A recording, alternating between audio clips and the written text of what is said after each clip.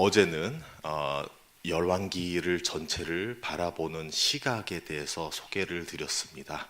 하나님의 사랑으로 우리가 바라보아야 한다. 그래서 하나님께로 돌아오는 것을 하나님께서 바라시는 걸 우리가 기억하고 하나님께 돌아오는 그러한 시각으로 열왕기를 보시기를 바랬습니다. 오늘은 열왕기 상 1장과 2절에 있는 내용이 어떻게 하여서 전체적인 열왕기에서의 큰 맥락에서 서론이 되는지를 함께 나누는 시간을 가져보도록 하겠습니다.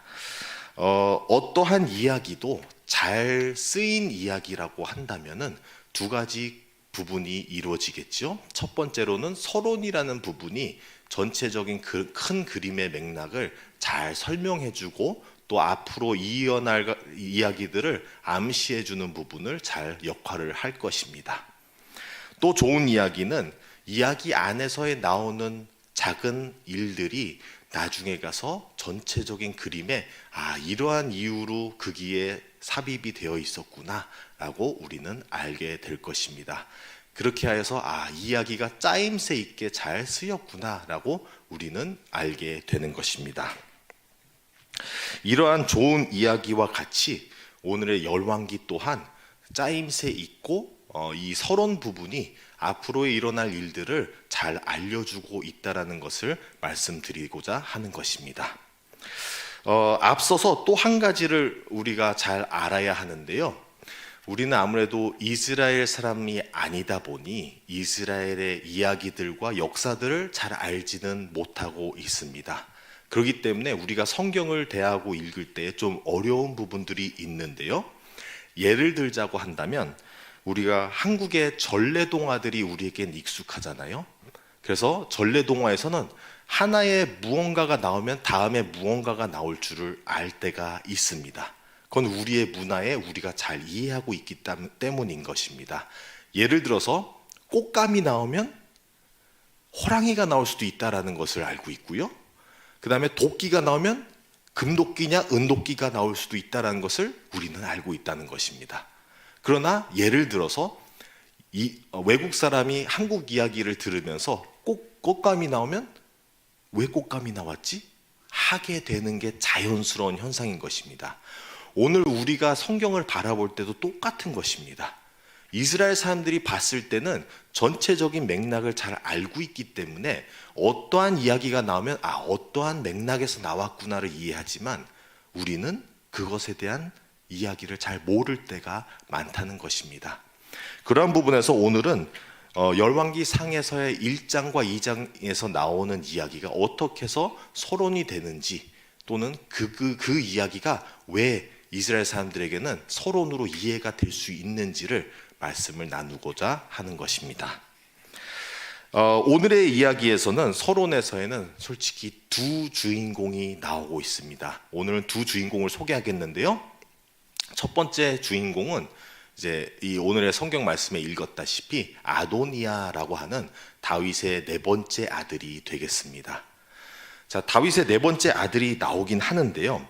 열왕기 상 1장 앞부분부터 보면 1장 1절에서 4절까지의 말씀은 다윗이 나이가 먹고 굉장히 약해지고 그리고 또 바세바라는 한 여인이 나오고 있죠. 나중에 가서 굉장히 중요한 이야기가 되는 것입니다. 이 바세바라는 여인이 죄송합니다. 바세바가 아니고 아비사라는 여인이죠. 그래서 죄송합니다. 이름을 제가 다시금 처녀를 구하는 중 아비삭이라는 이름입니다. 자, 죄송합니다. 아비삭이라는 여인이 나오는데 이 아비삭이라는 여인이 나중에 중요한 이유가 나오기 때문에 이 앞부분에 삽입이 되었다는 것입니다. 그 다음에 이어서는 아도니아가 어떤 사람인지를 6절에서부터 10절까지를 설명해 주고 있습니다.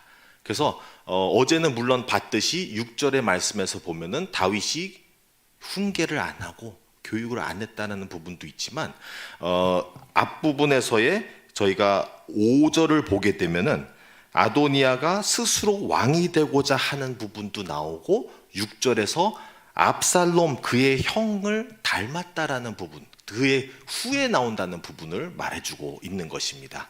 자, 아도니아가 압살롬 다음에 나왔던 게 순서적으로만 다음에 나온 것을 얘기하는 것이 아니라 압살롬을 어떻게 보면은 빼닮은 부분도 얘기해주고 있는 것입니다. 그러다 보니 압살롬도 아버지를 반역하여 본인이 이스라엘 왕국을 차지하고 싶었던 그 욕심이 그의 동생 아도니아에게도 그대로 있는 모습을 우리는 바라보게 되는 것입니다.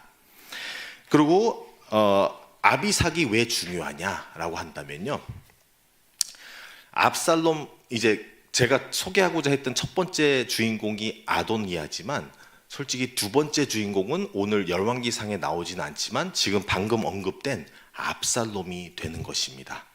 처음 시작부터 말씀드렸다시피 만약에 꽃감이 나오면은 호랑이가 나오듯이 아도니아가 나오면 압살롬을 이해하게 되는 것입니다.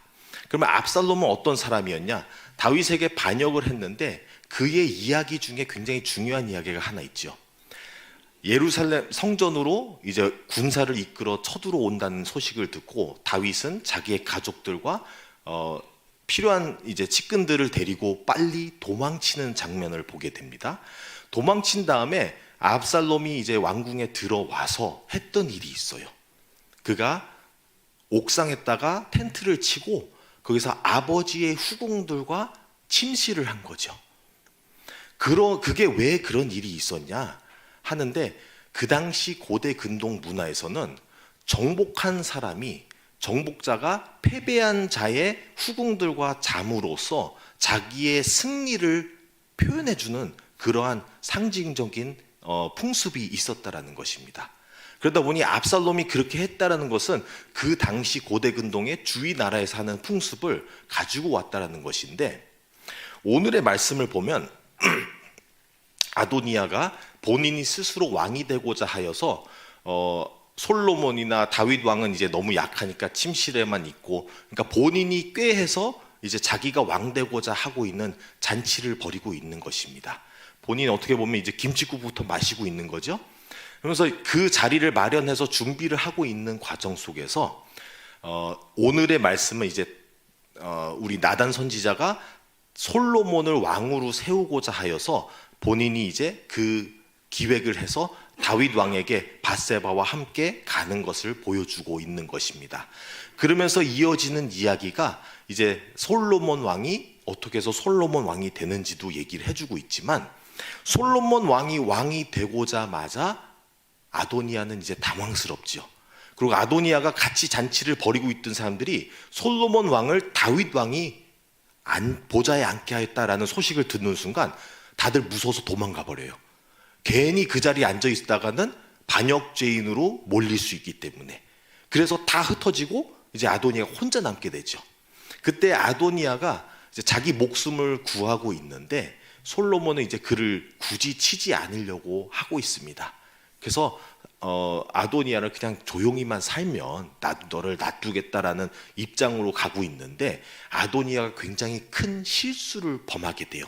그게 이제 2장 쪽에서 나오는 부분인데, 아도니아가 무슨 일을 하냐면 밧세바, 이제 솔로몬의 어머니가 그에게 가서 너를 살게끔 한다라는 그런 뉘앙스로 이제 얘기를 하니까 아도니아가 그런 얘기를 하는 거예요.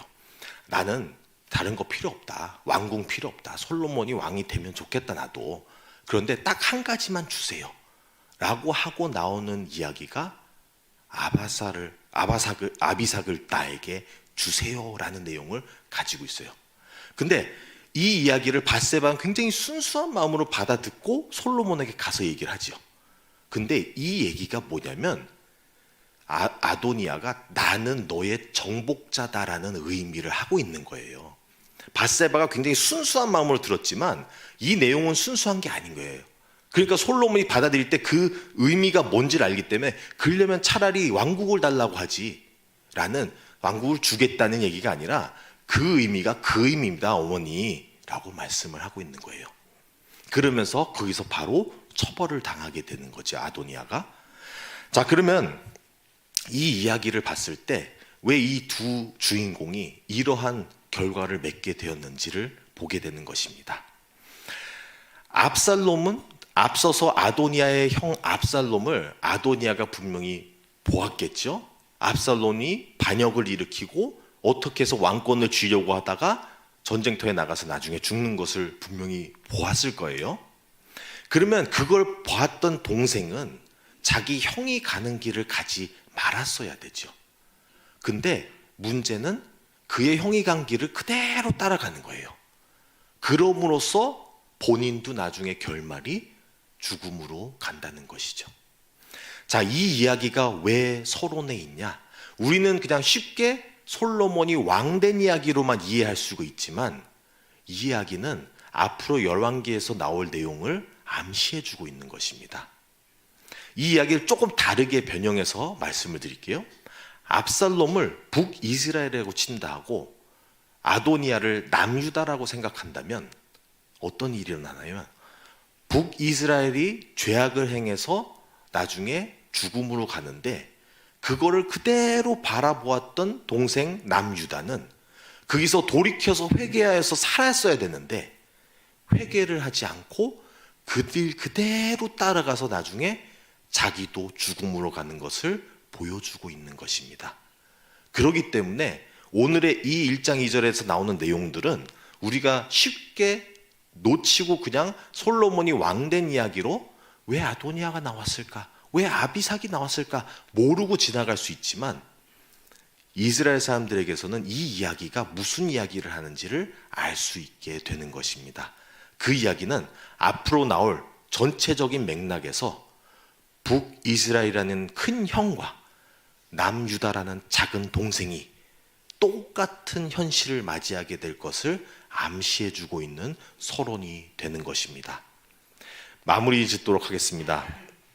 오늘의 앞장에서 나오고 있는 이 내용들은 쉽게 넘어가는 그냥 솔로몬이 그저 왕이 된 내용을 얘기해주고 있는 것이 아니라 전체적인 열왕기에 대한 서론이 되며 우리에게 형이 갔던 길을 따라간 동생의 이야기를 얘기해주고 있는 것입니다. 그러면 우리에게 이 말씀은 어떻게 다가올까요? 이미 이스라엘과 남유다가 그렇게 하여서 망했는데 마지막 동생인 우리는 과연 그 길을 안 가고 있는 것일까요? 아니면 그 길 그대로 걸어가고 있는 것일까요? 라는 질문을 하게 되는 것입니다. 그래서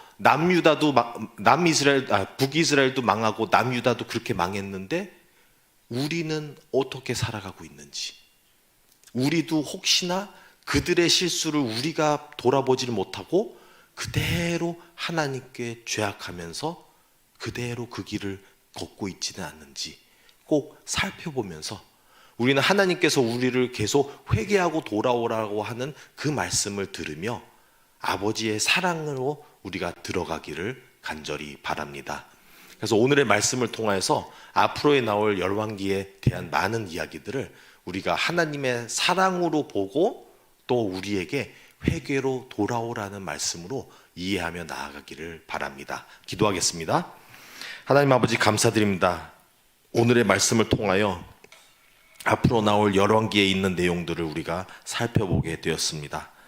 서론이 서론인 만큼 그만큼 무게 있는 이야기를 우리에게 이미 해주고 있고 그 이야기가 실천되어 앞으로의 북이스라엘 형과 남유다의 동생이 죽어가는 이야기를 우리가 맞이하게 될 것입니다. 아버지, 이 이야기 속에서 우리가 우리 자신을 살펴보며 아버지에게도 우리가 그렇게 죄짓는 형제가 되는 것이 아니라 우리가 죄에서 회개하고 돌아와 아버지께 구원을 얻는 주님의 자녀가 되게 하여 주시옵소서. 주님, 앞으로의 이 모든 말씀들을 통하여서 또 우리가 교훈으로 삼고 우리가 주님께로 가까이 나아가게 도와주시옵소서. 이 모든 말씀 우리 주 예수 그리스도의 이름으로 기도드립니다. 아멘.